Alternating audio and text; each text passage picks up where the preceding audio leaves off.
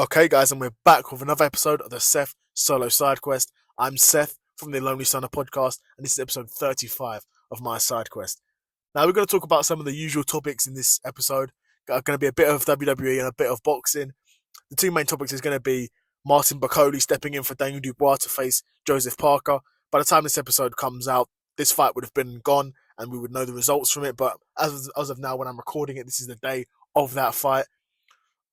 So Martin Bakole filling in, and also The Rock's recent segment on Smackdown, which again, by the time this episode comes out, it'll be a few weeks later, but I still got some stuff I want to get off my chest regarding The Rock's segment.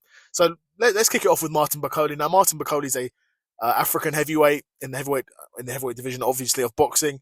He's regarded as somewhat of a boogeyman, a very, very well-regarded boxer. He's been avoided quite a bit, but that's because he's got dynamite in his hands. Now, he's had an interesting career as of now. His first loss was to Michael Hunter, who's a guy with tremendous amateur pedigree, but as of a pro, in terms of him being a pro, has sort of not met expectations. I think Michael Hunter, when he joined the heavyweight division, a lot of people had really high expectations for him and thought he was going to be, if not a world champion, a serious contender for the World Heavyweight Championship. It's not really worked out so far for Michael Hunter, but Martin Bakole did lose to him. But since then, Martin Bakole's definitely gone on a big run, and he's got wins over Carlos Takam and recently another undefeated heavyweight in Jared Anderson. And Jared Anderson, similar to Michael Hunter in a lot of respects, where he was a guy with a lot of hype, was probably avoided quite a bit by the other heavyweights in the division,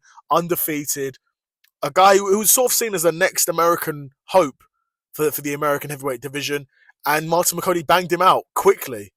Martin Bakole has got similarities to Daniel Dubois in some senses. I think Daniel Dubois is quicker, more athletic. Martin Bakole's a big guy. I mean, Daniel Dubois is a big guy as well, don't get it twisted. But Martin Bakole is a big guy. He weighed in for the Joseph Parker fight, and he weighed in over 300 pounds. This dude is a big dude, and I'm not sure what he normally weighs in at for his fights, to be fair. But I know obviously this fight was on short notice, and he's not going to be in peak shape. I know guys are saying he was already in camp, but it's not the same. Like, he wasn't gearing up to fight on 3 days' notice. Whether he was in camp or not, he wasn't gearing up to fight 3 days' notice. So it's not going to be the same. It's just not. But he's a big guy, big power in his hands, and there are similarities with him and Daniel Dubois, mostly because they're both big guys and can bang. But Daniel Dubois probably throws more punches in bunches. It's probably quicker and a bit more athletic. But Martin Bakole, like I said, he can knock anyone's lights out. And we saw him spin Jared Anderson's jaw multiple times and then eventually stopped him. But will he do it to Joseph Parker is the real question. Because Joseph Parker, even though I picked Daniel Dubois to beat Joseph Parker will give anyone a good fight for 12 rounds. He's beaten Deontay Wilder, and he's been in there under the lights on big occasions multiple times now. Obviously, he's lost to Anthony Joshua, of course. He lost to Usyk, but he went the distance.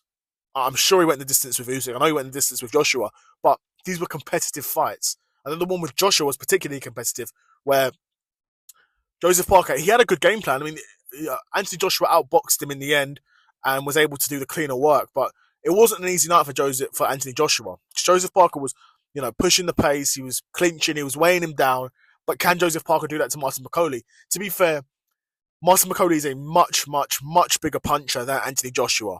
So you want to try and push the pace, you want to try and get close to him, you might get banged out.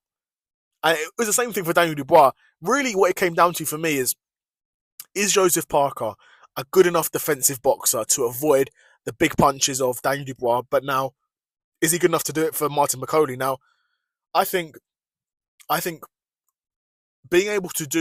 Joseph Parker being able to be good enough defensively for 12 rounds against Martin Bakole is easier than being defensively perfect for 12 rounds against Daniel Dubois. And I say that because Martin Bakole doesn't throw as many punches, he's not as quick, and he's not as athletic. So it will be easier for Joseph Parker to evade shots and do his work. Where you had Daniel Dubois, who would often throw, lengthy combos over 4 punches, 4, 5, 6 punches a combo. He would do that comfortably. Whereas Martin Bakole, even if Martin Bakole can do it at times, he definitely can't do it for 12 rounds, especially when you're weighing in at over 300 pounds. When you're weighing in at 300 pounds, you're not throwing 4, 5, 6 punch combos for 12 rounds. It's just not happening. But Martin Bakole, he's got the power to knock anyone out in the heavyweight division. He's a concussive puncher. And when I watch his fights, particularly the last two against Carlos Takam and Jared Anderson, I'm like, he does remind me quite a bit of a older George Foreman. I remember when George Foreman came back and he was he built like a fridge, just this big marauding heavyweight, just concussive punches. It wasn't super clean. It wasn't super clean, super fast. It wasn't like a Deontay Wilder where you're athletic and you're lunging in with a cross and you're catching guys. He's walking guys down, just throwing combos, doom, just concussive punches, and you're just putting guys out. That's what Martin Bakole is like. That's his game. He's similar to George Foreman in a lot of sense. George Foreman was not an easy fighter to beat at all. So I think really it's a matter of, can Martin Bakole's gas tank translate for 12 rounds? Can his power translate for 12 rounds against someone like Joseph Parker, who has got a bit of a chin? He's got quite a good chin and really good cardio, because Joseph Parker was ready for a 12-round fight. Don't get twisted. Joseph Parker was 100% ready for a 12-round fight compared to Martin Bakole, who's taking this fight on 3 days' notice. So it's not the same. It's going to be a very interesting fight.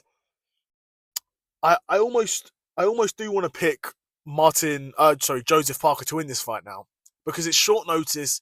Martin Bakole's weighing in at so much, and Joseph Parker, he's no easy win. Even when I was picking Daniel Dubois to beat Joseph Parker, it wouldn't have been an easy night unless Daniel Dubois knocked out Joseph Parker, which doesn't really happen. He's not really been through loads of wars.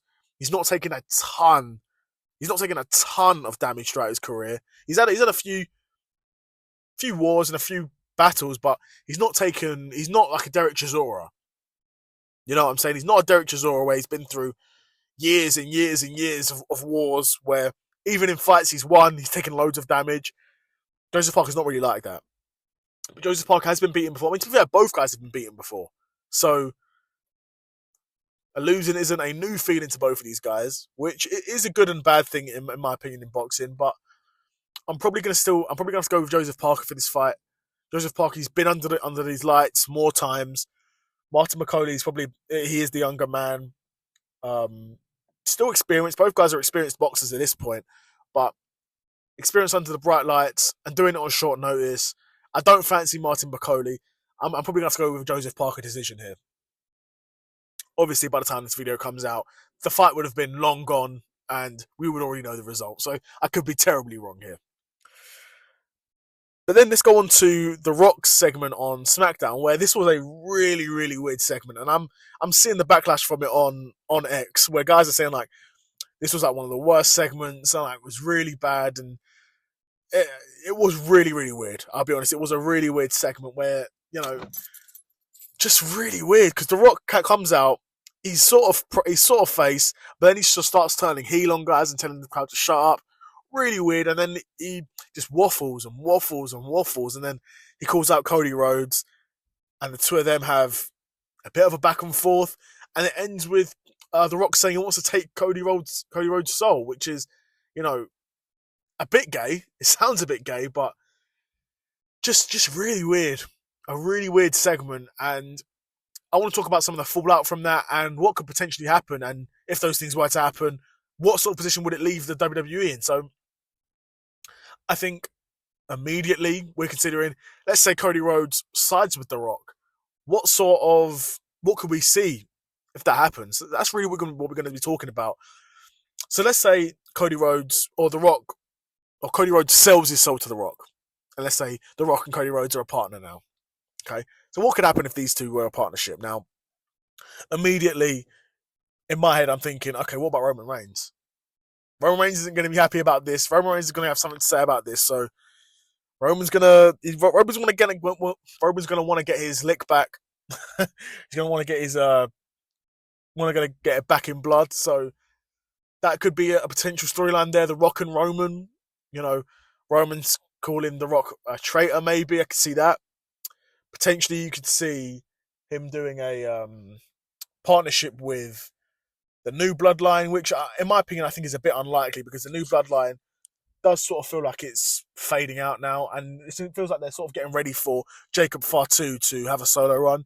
So the New Bloodline, it sort of feels like it's on the back end, that storyline now, where Jacob Fatu will split from Solo, and then Tamatonga and Tongaloa will do whatever. Will do whatever because they're not really major players at all in WWE. And even though Tamatonga's a guy who I'm a real big fan of, he's come to WWE far too late in his career at this point. He should have joined WWE, 10 years ago when he was, Bullet Club, black and white face paint, big beard, could have had some real aura about him, but nah. He's a bit too old for that now and too old to sort of put on the matches that he could have at one point. Because at one point he was capable of putting on some really good matches.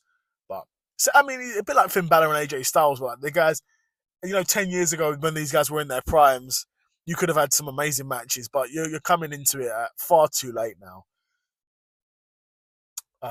But yeah, I don't think that's a likely outcome. I think the most likely outcome is that if Cody and The Rock do join forces, Cody turns heel, which would be the right thing to do. Cody needs to turn heel. If we want this championship reign to continue to happen, Cody needs to turn heel because it's been stale for me, in my opinion. It's been stale for a long time, but for the fan base, they are big fans of it, and he's still getting good reactions when he's coming out. Even that being said, they are a lot lessened than what they was. They are a lot more lessened than what they was, a few months ago, even a year ago. A year ago, he was at the peak of his powers, right? But the way the Cody Rhodes reactions there, they've dampened a bit. He's still one of the biggest baby faces in the company. Don't get it twisted. He 100% is still one of the biggest baby faces, but like I said, the reactions have dampened. So if they want to prolong this title reign, they're gonna have to turn him heel. And you do that, that's a real good move, in my opinion, because Cody turning heel and joining with The Rock, there's gonna be some great moments there. Some real good moments, in my opinion. I think there's because both guys are so charismatic and really good on the mic. I think Cody's heel promos could be really, really good. We've not really had a chance to see those heel promos yet because since he's come back to WWE, he's been a face. And even in AEW, he was a face. So it's been years since we've been given a good, consistent Cody heel run, right? And then obviously, doesn't need to be said, but Cody turning heel opens up the opportunity for WWE to actually build way more baby faces now. Because there's a whole section of the roster that are like upper mid-level, upper mid-carders, and they're super talented. And in the ideal world, these guys would be world champions. But where WWE just are committed to doing these way too long world title reigns, these guys aren't getting more championship shots. Like the fact that a guy like Kevin Owens, and I use him as an example quite a bit, but the fact that a guy like Kevin Owens hasn't been champion in 7-8 years is ridiculous. A guy that's that good, that able to put on good matches, that good on the mic, that good in terms of promo, for him to not be world champion in 7 or 8 years is ridiculous, right? And the same can be said for a lot of guys. Right? Same with Randy Orton, Drew McIntyre. He's held the World Heavyweight Championship briefly, but not really. Same for Drew McIntyre to not really be given a proper run as world champion. There's a CM Punk, a John Cena. I understand those two guys are getting older, but still, these guys are still capable of carrying the world championship. And that's the thing, they don't have to be year-long title reigns.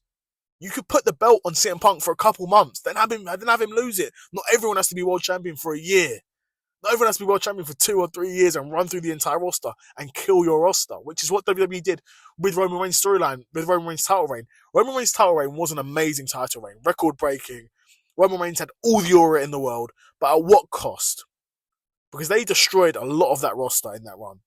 A guy like Braun Strowman should be challenging for the world titles purely off his aura because he's a big guy. The Undertaker said it perfectly himself. Not many guys should be beating Braun Strowman. Now, if you're a guy who's in that position where not many guys are beating you, you should be in the world title scene.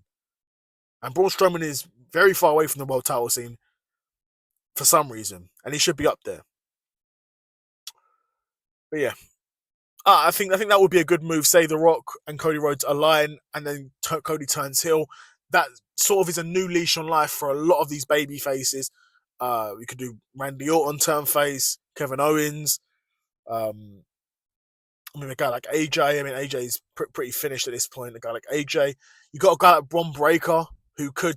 I'm not sure if he's a heel or face. He's sort of an in-betweener because he's over. Guys like to see Bron Breakker, but Bron Breakker could be the one to put that title reign to an end, and then you pass the torch to him. Could be an interesting move, but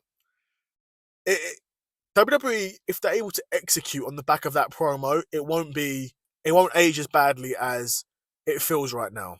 Because right now it feels really weird, really pointless. The Rock was just kind of just waffling for long times, and I feel like The Rock was just trying to build it and build it and build it, and there was no payoff. Which is why everyone's like, that was just weird.